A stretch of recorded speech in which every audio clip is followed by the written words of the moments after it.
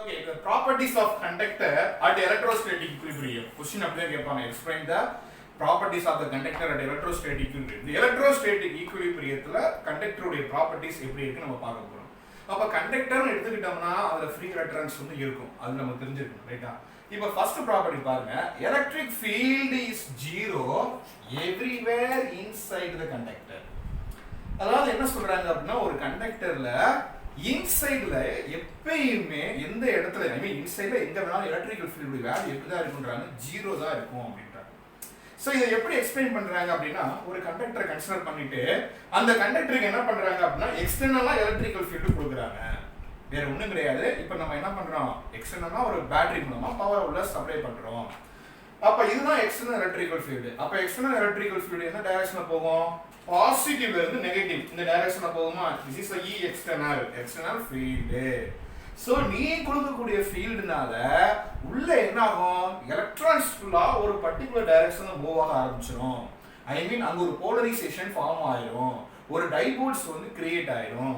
இப்போ இந்த டைபோல்ஸ் ஐ மீன் plus minus separate ஆகுது இல்லையா, இதை தான் நம்ம போலரைசேஷன் டைபோல்ஸ் சொல்லுவோம். அப்ப ஒரு பிளஸ்க்கும் மைனஸ்க்கும் இடையில என்ன ஆகும், ஒரு ஃபீல்டு கிரியேட் ஆகுமா. ஒவ்வொரு இடத்துலயும் பாரு மைனஸ் பிளஸ் மைனஸ், அதாவது நம்ம படத்துல இவ்வளவு பெருசா பிரிச்சு வச்சிருக்கோம், ஆனா உண்மையிலேயே கொஞ்சம் ஒரு பர்టిక్యులர் டிஸ்டன்ஸ்ல தான் அலைன் ஆகும். நம்ம ஏற்கனவே பார்த்துருக்கோம் டைபோல்னா என்னன்னு பார்த்துருக்கோம். அப்ப டைபோல்ஸ் வந்து கிரியேட் ஆயிடுச்சுன்னா இந்த பிளஸ்க்கும் மைனஸ்க்கு இடையில ஒரு இன்டர்னலா ஒரு ஃபீல்டு கிரியேட் ஆகும். That is called internal electric field. இந்த இன்டர்னல் எலக்ட்ரிக் ஃபீல்டு எது ஒரு கிரியேஷன் ஆகிட்டே இருக்கும் அப்படின்னா அப் டு எக்ஸ்டர்னல் எலக்ட்ரிக்கல் ஃபீல்டை நல்லிஃபை பண்ற வரைக்கும் கிரியேட் ஆகிட்டே இருக்கும். நான் கரண்ட் கொடுக்குற வரைக்கும் என்ன ஆகிட்டே இருக்கும், இதே மாதிரி ஒவ்வொரு இடத்துலையுமா பிளஸ் மைனஸ் கிரியேட் ஆகிட்டே இருக்கும். எது வரைக்கும், which is nullify the external electric field. நம்ம எக்ஸ்டர்னல் எலக்ட்ரிக்கல் ஃபீல்டு கொடுக்குறோம் இல்லையா, அதை கேன்சல் பண்ற வரைக்கும் அது என்ன ஆகிட்டே இருக்கும், நடந்துகிட்டே இருக்கும். அப்போ ஒரு கட்டத்துல இந்த internal field which is equal to the external field, நான் கொடுத்த இன்டர்னல் ஃபீல்டும் எக்ஸ்டர்னல் ஃபீல்டும் ஒரு கட்டத்துல என்ன ஆயிரும், ஈக்குவல் ஆயிரும். அப்படி ஈக்குவல் ஆச்சு அப்படின்னா the conductor is said to be or conductor is called as electrostatic equilibrium. Okay, இப்போ properties of conductor the second point பார்ப்போம் at equilibrium. ஓகேவா? இப்போ நான் என்ன பண்றேன் அப்படின்னா ஒரு arbitrary shaped ஒரு மெட்டீரியல் எடுத்துர்க்கேன், அதாவது ஒரு irregular shaped மெட்டீரியல் எடுத்துர்க்கேன். that is a charged conductor. that is a charged irregular shaped material சொல்லலாம்.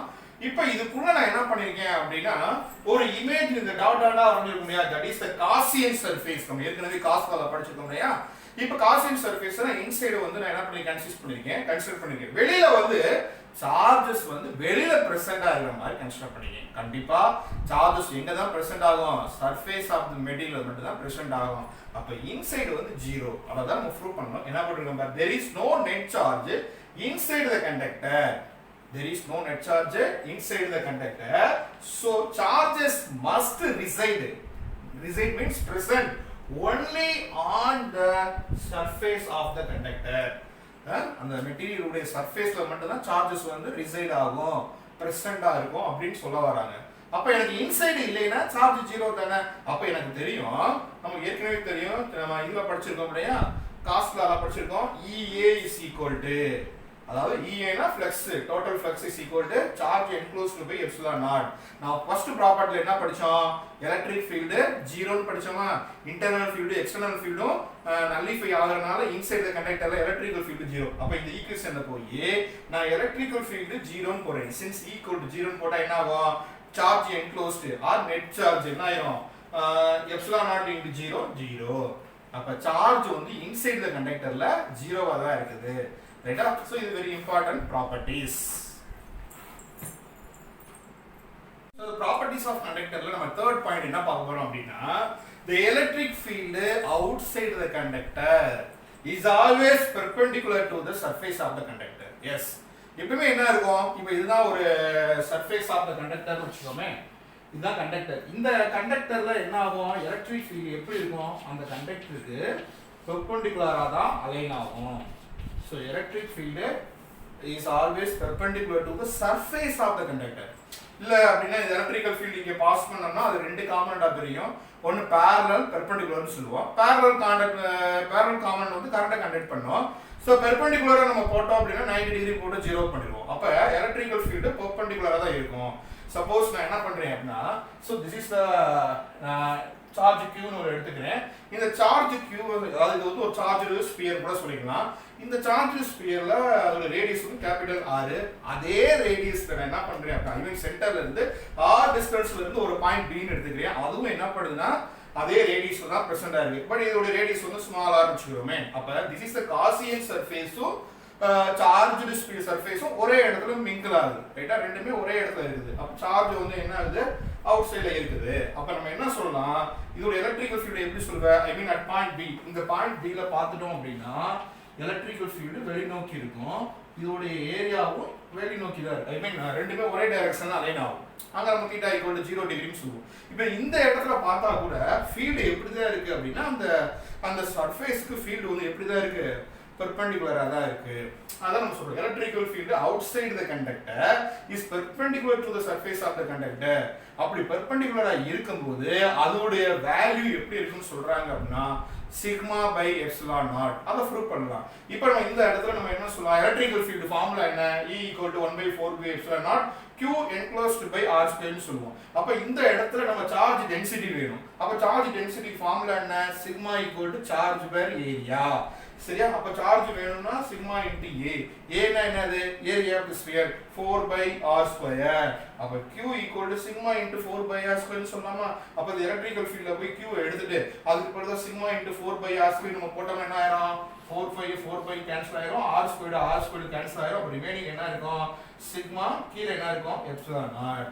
அப்ப அவுட் சைடு தி கண்டக்டர்ல நம்ம ஒரு பாயிண்ட கன்சிடர் பண்ணோம்னா அங்க ஃபீல்ட் வந்து அந்த பாயிண்ட்க்கு ஐ மீன் அந்த சர்ஃபேஸ்க்கு பெர்பெண்டிகுலரா இருக்கும். at the same time அதோட வேல்யூ வந்து sigma by epsilon naught தான் இருக்கும். So properties of conductor at electrostatic equilibrium நம்ம பார்க்க போற fourth point என்ன அப்படினு பார்த்தோம்னா electrostatic potential has same value on the surface on the inside of the conductor. அதாவது இப்போ நான் என்ன பண்றேன் அப்படின்னா ஒரு ஈக்குபொடென்ஷியல் சர்ஃபேஸ் எடுத்துக்கிறேன். நமக்கு ஏற்கனவே தெரியும் ஈக்குபொடென்ஷியல் சர்ஃபேஸ் என்ன? ஒரு பாயிண்ட் சார்ஜ் பிளஸ் q ஒரு சார்ஜை கன்சிடர் பண்ணிட்டோம் அப்படின்னா அதோட ஃபீல்ட் டைரக்ஷன் எப்படி தான் இருக்கும்?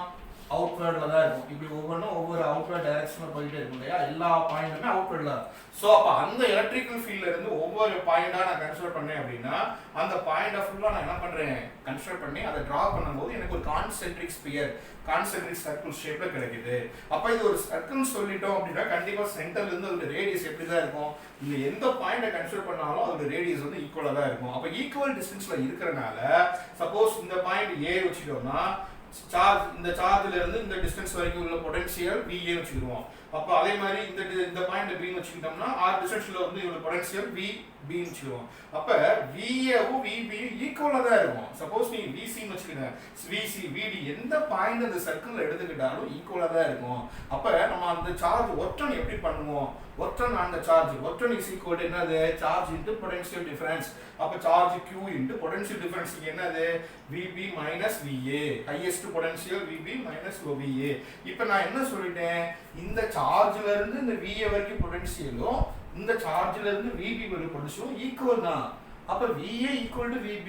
அப்ப ரெண்டுமே நம்ம என்ன பண்றோம் அப்படின்னா VB அப்படி வச்சுட்டு இந்த VA க்கு பதிலா VB க்கு சப்ஸ்டிட்யூட் பண்ணா எனக்கு என்ன ஆயிடுது? பொட்டன்ஷியல் வந்து 0 ஆயிடுது. அப்போ ஒர்க் டன் வந்து 0. அப்போ ஒர்க் டன் 0 பொட்டன்ஷியல் 0 அப்படினா என்ன அர்த்தம்? பொட்டன்ஷியல் வந்து சேம் வேல்யூவா இருக்குது. பொட்டன்ஷியல் சேம் வேல்யூவா இருந்துச்சுன்னா நமக்கு என்ன ஆகாது? கரண்ட் ப்ரொடியூஸ் ஆகாது. பொட்டன்ஷியல் டிஃபரெண்டா தான் இருக்கணும். இப்போ தண்ணி எங்க இருந்து எங்க வரும்? ஹையர் பொட்டன்ஷியல், அதாவது அது மேடான இடத்துல இருந்தா பள்ளமான தண்ணி வரும். அப்படிதானே? ரெண்டுமே பள்ளம்னா தண்ணி எப்படி வந்து ஒரு இடத்துல இருந்து ஒரு இடத்துக்கு போகும்? இல்ல ரெண்டுமே மேடுனா எப்படி போகும்? அப்போ வந்து என்ன ஆகணும்? அது வந்து ஒரு அன்பேலன்ஸ்டா இருக்கணும். ஆனா இங்க எப்படி இருக்குது? ரெண்டுமே பேலன்ஸ்டா ஈக்குவலா இருக்குது. அதனால பொட்டன்ஷியல் ஈக்குவலா இருக்குது அப்படின்னு சொல்ல வரோம். So not only for the surface இங்க மட்டும் கிடையாது inside the conductorலயும். ஏன்னா நம்ம inside the conductorல சார்ஜே இல்லைன்னு சொல்லிட்டோம். Charge is equal to 0, electrical field 0. அப்ப எல்லாமே 0, பொட்டன்ஷியல் எப்படி தான் இருக்கும்? 0வா தானே இருக்கும். Okay, thank you.